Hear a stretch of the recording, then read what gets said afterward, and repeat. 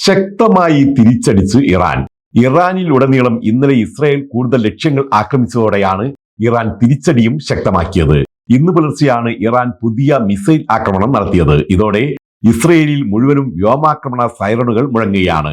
100ഓളം മിസൈലുകൾ വിക്ഷേപിച്ചതായും തങ്ങളുടെ സൈനിക ആണവ അടിസ്ഥാന സൗകര്യങ്ങൾക്കെതിരെ ഇസ്രായേൽ നടത്തുന്ന വ്യാപകമായ ആക്രമണങ്ങൾക്ക് കൂടുതൽ പ്രതികാരം ചെയ്യുമെന്നും ഇറാൻ മുന്നറിയിപ്പ് നൽകി. ഇസ്രായേൽ നടത്തിയ ആക്രമണത്തിൽ ഇറാനിൽ കുറഞ്ഞത് 224 പേരും ഇറാന്റെ തിരിച്ചടിയിൽ ഇസ്രായേലിൽ 15 പേരും മരിച്ചതായാണ് റിപ്പോർട്ട്. ഇറാനിൽ 1200-ലധികം പേർക്ക് പരിക്കേറ്റിട്ടുമുണ്ട്. ഇതോടെ ഇറാന്റെ തലസ്ഥാനമായ ടെഹ്റാനിൽ നിന്ന് പലരും പലായനം ചെയ്തതായാണ് സൂചന. US പ്രസിഡന്റ് ഡൊണാൾഡ് ട്രംപ് ചർച്ചകൾക്കായി ഇറാനുമേലുള്ള സമ്മർദ്ദം തുടരുകയാണെങ്കിലും ഇറാൻ അത് നിരസിക്കുകയാണുണ്ടായത്. അതേസമയം ഇറാന്റെ പരമോന്നത നേതാവായ ആയത്തുള്ള ഖൊമൈനിയെ വധിക്കാനുള്ള ആലോചനയും ഇസ്രായേൽ നടത്തിയെങ്കിലും ട്രംപ് അത് നിരസിച്ചതായി US ഉദ്യോഗസ്ഥർ അറിയിച്ചു. എന്നാൽ നെതന്യാഹു ഇക്കാര്യം നിഷേധിക്കുകയാണുണ്ടായത്. ഇറാനും ഇസ്രായേലും വ്യോമപാതകൾ അടച്ചതുമൂലം ഗൾഫ് രാജ്യങ്ങളിൽ നിന്നുള്ള പല വിമാനങ്ങളും റദ്ദാക്കിയിരിക്കുകയാണ്.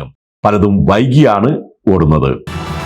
UAEയിൽ ഈ മാസം 27 വെള്ളിയാഴ്ച പൊതു അവധി.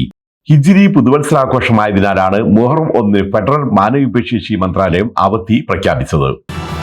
അബുദാബിയിലെ അൽനൂർ ഹോസ്പിറ്റൽ ഇനി ഓർമ്മ. 1985 മുതൽ നഗരത്തിന്റെ ഹൃദയഭാഗത്ത് പ്രവർത്തിക്കുന്ന അൽനൂർ ആശുപത്രിയാണ് ഏതാണ്ട് 4 പതിറ്റാണ്ട് കാലത്തെ സേവനം അവസാനിപ്പിക്കുന്നത്.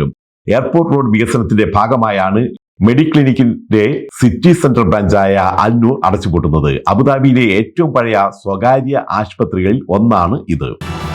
36 രാജ്യങ്ങളിലെ പൗരന്മാർക്ക് കൂടി അമേരിക്കയിൽ യാത്രാവിലക്ക്. ഭീകരരിൽ നിന്നും മറ്റ് ദേശീയ സുരക്ഷാ ഭീഷണികളിൽ നിന്നും അമേരിക്കയെ സംരക്ഷിക്കുന്നതിനാണ് ഈ നീക്കം. ഈ മാസം ആദ്യം 12 രാജ്യങ്ങളിൽ നിന്നുള്ള പൗരന്മാരുടെ പ്രവേശനം നിരോധിക്കുന്ന പ്രഖ്യാപനത്തിൽ പ്രസിഡന്റ് ട്രംപ് ഒപ്പുവച്ചിരുന്നു. ഗുണ്ടാ സംഘങ്ങൾ എന്ന പേരിൽ 100 കണക്കിന് വെനിസ്വേലക്കാരെയാണ് ട്രംപ് ഭരണകൂടം എൽ സാൽവഡോറിലേക്ക് നാടുകടത്തിയത്. US സർവകലാശാലകളിൽ ചില വിദേശ വിദ്യാർത്ഥികളുടെ പ്രവേശനം നിഷേധിക്കുകയും അവരെ നാടുകടത്തുകയും ചെയ്തിട്ടുണ്ട്. ദുബായിൽ നിന്ന് ജയ്പൂരിലേക്കുള്ള എയർ ഇന്ത്യ വിമാനം ദീർഘനേരം വൈകിയതിന് കാരണം സാങ്കേതിക പ്രശ്നങ്ങൾ അല്ലെന്ന് എയർ ഇന്ത്യ.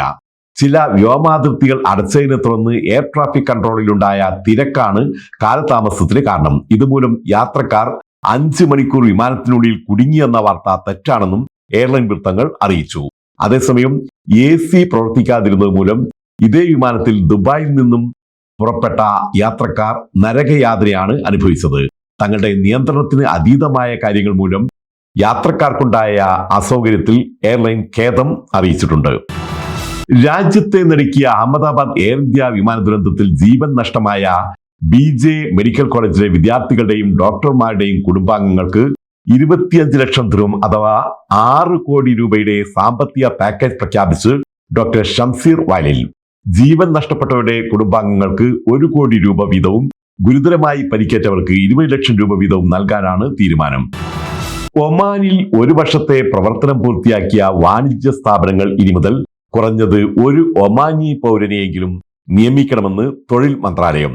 2,45,000-ലധികം സ്ഥാപനങ്ങളിൽ 11 ലക്ഷത്തിലധികം പ്രവാസികൾ ജോലി ചെയ്യുന്നുണ്ടെങ്കിലും അവിടങ്ങളിൽ ഒരു ഒമാനിയെ പോലും ജോലിക്ക് വച്ചിട്ടില്ലെന്നാണ് കണ്ടെത്തൽ.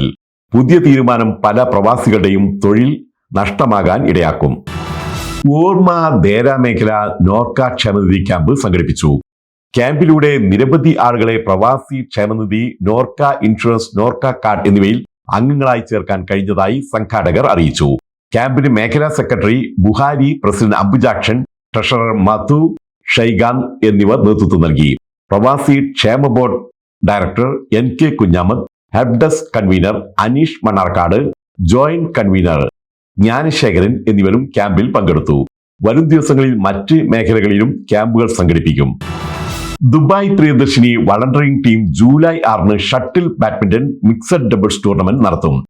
NI മോഡൽ സ്കൂളിൽ നടത്തുന്ന ടൂർണമെന്റിന്റെ poster president C Mohandas, team leader Pavithran, sports convener Muhammad Anees, വനിതാ വിംഗ് പ്രവർത്തകർ തുടങ്ങിയവർ ചേർന്ന് പ്രകാശനം ചെയ്തു. മത്സരത്തിൽ പങ്കെടുക്കാൻ താൽപര്യമുള്ളവർ 050-385-0375 എന്ന നമ്പറിൽ ബന്ധപ്പെടുക.